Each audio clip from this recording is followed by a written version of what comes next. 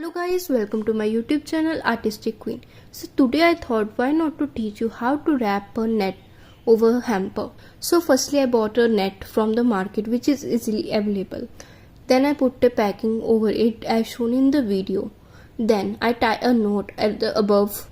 As my net is short in length, so I just take the help of a tape.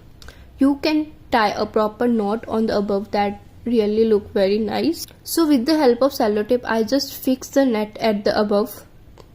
Then I have an artificial flower which you can also bought from the market, that I just stick with the glue, or you can take help of Fevikwik or anything so that your flower is stuck properly, that can't be removed. So you can wrap the net in the center at the side like as shown in the photo, and make it the design as you like. So yes, this is how you wrap a net around a hamper. For more videos, don't forget to like, comment and subscribe the channel. Thanks for watching.